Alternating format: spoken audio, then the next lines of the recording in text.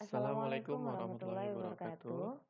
Selamat datang di Ayon Ayon Channel. Channel, Perkenalkan, nama saya Kiki. saya Bayu. Ini adalah konten pertama kami dan kami akan mencoba membahas mengenai konsep Kelarutan. kelarutan. Nah, konsep-konsep kelarutan ini sebetulnya kita sering sekali menjumpai di kehidupan sehari-hari ya, terkait Ya, dengan misalnya ketika kita ingin membuat teh betul sekali. atau membuat kopi. Atau ketika kita melarutkan atau menambahkan garam saat memasak. Ya, salah satunya itu ya. Itu beberapa contohnya. Tapi apa sih konsep sebetulnya eh, kelarutan ini? Nah, kita akan coba bahas satu-satu. Nah, pernah nggak kita melarutkan, tadi kita udah bahas ya, bahwa kita tuh pasti pernah lah minimal bikin teh. Ketika Ya, kita bikin teh, itu kita melarutkan gula ke dalam air. air. Waktu SMP kita tuh pernah belajar mengenai konsep larutan. Betul, betul. Ingat, ingat, ingat. Ingat ya? Ya. Nah, di dalam larutan itu ada apa aja sih? Masih ingat nggak? Hmm, ada dua zat.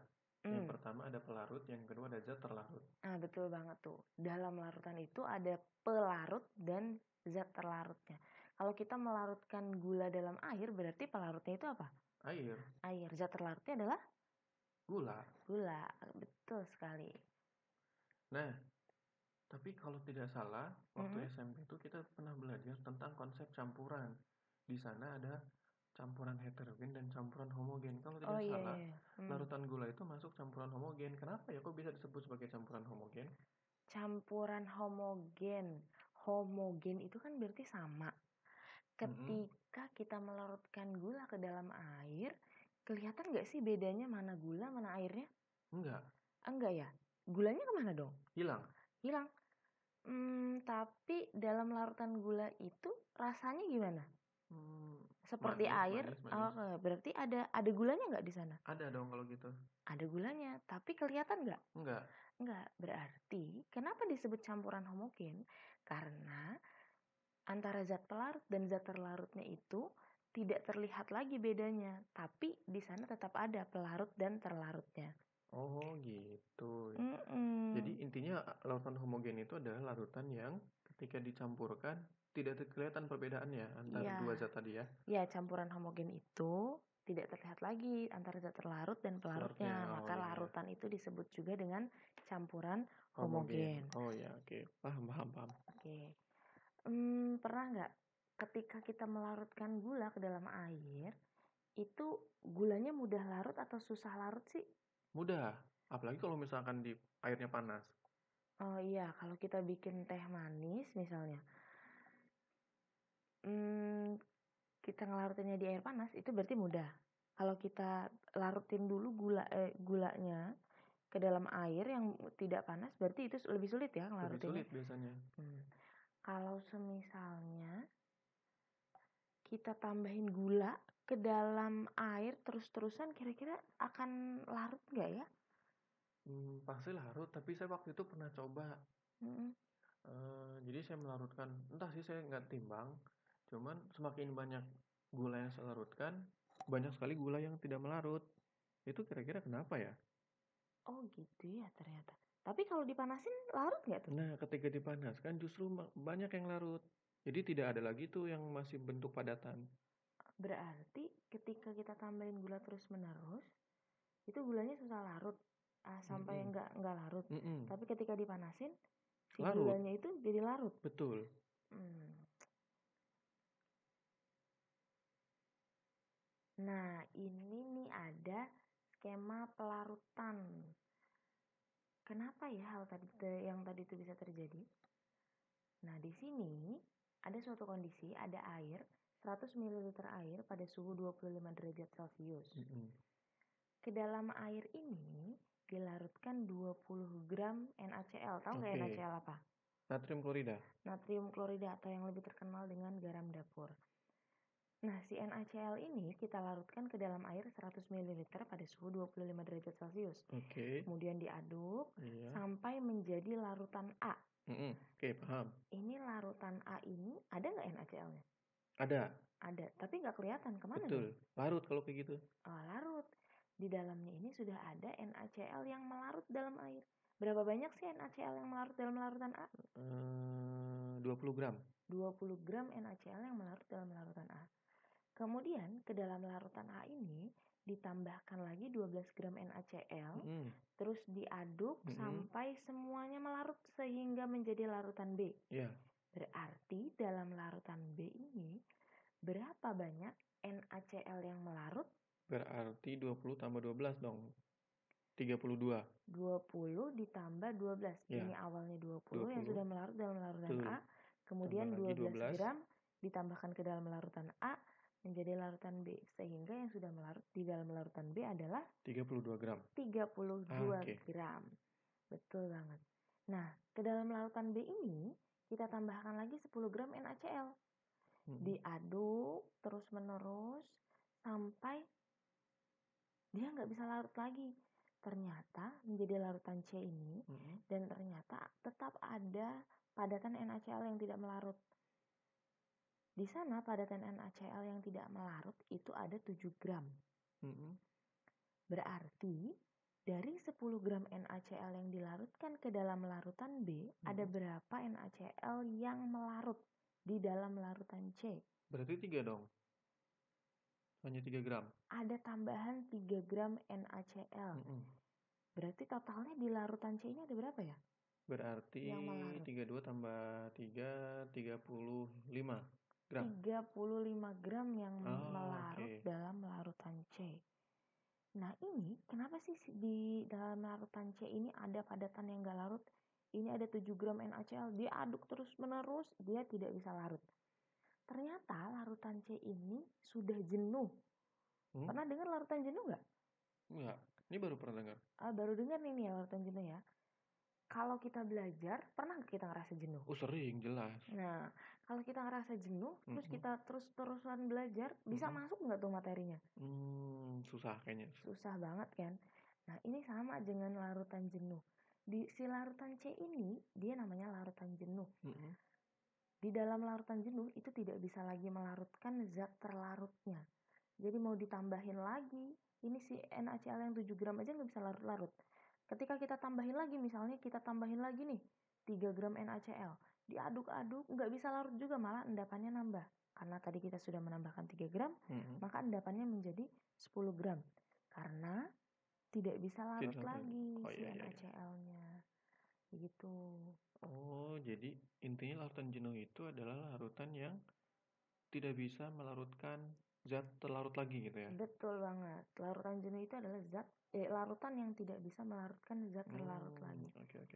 Nah ternyata larutan jenuh ini ada hubungannya loh dengan kelarutan. Oh iya? Iya, larutan jenuh itu ada hubungannya banget dengan kelarutan. Kita lihat ya, larutan jenuh itu kan tadi tidak bisa melarutkan zat terlarut lagi. Iya. Kalau kelarutan itu adalah batas maksimal zat terlarut yang dapat larut. Berarti dalam larutan jenuh kan nggak bisa ngelarutin zat terlarut lagi nih. Berarti dia sudah mencapai jumlah zat terlarut maksimumnya. Betul, sudah mencapai jumlah zat terlarut maksimum yang bisa larut. Nah, di kelarutan tadi kan batas maksimal zat terlarut yang dapat larut. Berarti kelarutan ini adalah jumlah zat terlarut maksimum juga. Berarti kalau gitu kita bisa menyebut larutan jenuh itu sama dengan kondisi kelarutan ya? Atau kelarutan itu adalah kondisi di mana larutan itu sudah jenuh? Betul. Nilainya itu kelarutan itu adalah kondisi ketika larutan itu sudah jenuh. Berarti ketika ada suatu nilai kelarutan, maka ketika kita tambahkan si larutan tersebut, tambahkan dengan garam, tambahkan zat larut lagi, maka tidak akan larut lagi itu. Iya betul. Misal kelarutan NaCl tadi kan pada 100 ml air pada suhu 25 derajat Celcius itu adalah 35 gram. Berarti nilai kelarutannya itu adalah 35 gram dalam 100 ml air pada suhu 25 derajat Celcius. 25 derajat gitu. Celcius. Berarti tadi ketika kita tambahkan lagi, meskipun hanya 0,5 gram, maka 0,5 gram itu tidak bisa larut. Tidak bisa larut lagi. Gitu. Begitu. Jadi nilai kelarutan itu sama dengan jumlah zat terlarut yang ada di dalam larutan jenuh. Jenuhnya. Oh iya. Gitu. Paham. Nah, ternyata si kelarutan ini punya faktor-faktor yang mempengaruhi kelarutan. Apa aja? Coba dari percobaan yang tadi, skema pelarutan. Kira-kira. Yang pertama adalah ini pas di awal tadi saya bilang. Ketika kita ingin buat teh, gula itu lebih mudah larut ketika airnya panas. Berarti yang mempengaruhi apa tuh? Suhu pelarutnya. Tadi kan kita sudah mencoba di dalam skema pelarutan tadi suhunya 25 derajat Celcius. Berarti kira-kira ketika dipanaskan itu si NaCl-nya bisa melarut nggak? Bisa. Sisa yang tadi yang bisa dilarut dong. Nah, bisa jadi melarut karena suhunya berubah. Nah, suhunya berubah. Seperti tadi ketika kita coba larutkan terus-menerus gula ke dalam air, ada suatu saat gulanya tuh nggak larut-larut, tapi ketika dipanaskan tadi kan udah dibilang ya, ketika dipanaskan larut nggak? Larut. Berarti suhu itu mempengaruhi kelarutan. Oke. Nah, faktor yang kedua adalah apa yo? Mungkin nggak jumlah pelarutnya? Jumlah pelarutnya. Tadi kan kita lihat skema pelarutan itu pada pada 100 ml air. Nah, kalau jumlah pelarutnya beda, berarti itu juga kelarutannya akan berbeda. Kok bisa? Nah, contohnya gini. Misalnya tadi ketika ada 100 ml air pada suhu 25 derajat Celcius, NaCl yang melarut kan cuma 35 gram. Tadi di skema pelarutan itu ada sisa NaCl sebanyak 7 gram. 7 gram. Nah, kalau kita tambahkan lagi pelarutnya, maka NaCl itu tadi mungkin melarut. Oh, jadi kalau misalkan kita kaitkan dengan belajar, maka air tambahan tadi adalah tambahan apa ya? Tambahan semangat untuk belajar. Betul gitu ya. Banget. Tambahan energi. Agar pelajaran yang tadi disampaikan oleh guru bisa masuk lagi karena ada tambahan energi. Berarti kalau kita menambahkan air yang semakin banyak air yang kita tambahkan, maka semakin banyak juga zat laut yang akan larut. Betul banget. Oh, berarti kalau gitu pelarut juga mempengaruhi ya? Iya, selain suhu pelarutnya, jumlah pelarut juga mempengaruhi. Oke. Nah, yang ketiga nih ada faktor yang lain, yang ketiga. Apa tuh? Yang ketiga adalah jenis pelarutnya. Jenis pelarut maksudnya seperti apa? Tadi kan kita sudah coba 100 ml air pada suhu 25 derajat Celcius. Nah, kalau kita melarutkan NaCl-nya pada pelarut selain air, maka itu yang melarut juga akan beda. Contohnya, ketika kita melarutkan NaCl dalam alkohol. Oh, pernah tuh. Pernah nyobain? Pernah. Gimana tuh? Sedikit banget yang larut. Kan berarti jenis pelarut itu sangat mempengaruhi ke kelarutannya. Gitu. Ya. Berarti kelarutan itu juga bergantung pada jenis pelarutnya. Artinya, misalkan saya punya NaCl. Ketika saya dilarutkan dalam air, misalkan tadi 35 gram. Betul. Tapi kalau misalkan dilarutkan dalam alkohol, mungkin lebih sedikit. Mungkin bisa lebih sedikit, ataupun bisa lebih banyak. Taunya dari mana? Ya kita harus mencoba, atau kita melihat data percobaan. Oke. Jadi ada 3 ya? Jadi ada 3. Faktor kelarutan itu 1, suhu pelarut. 2 adalah jumlah pelarut. Betul. Yang ketiga itu jenis pelarutnya. Nah, jadi kan ini udah nih kita bahas faktornya. Jadi kesimpulannya apa sih kelarutan itu?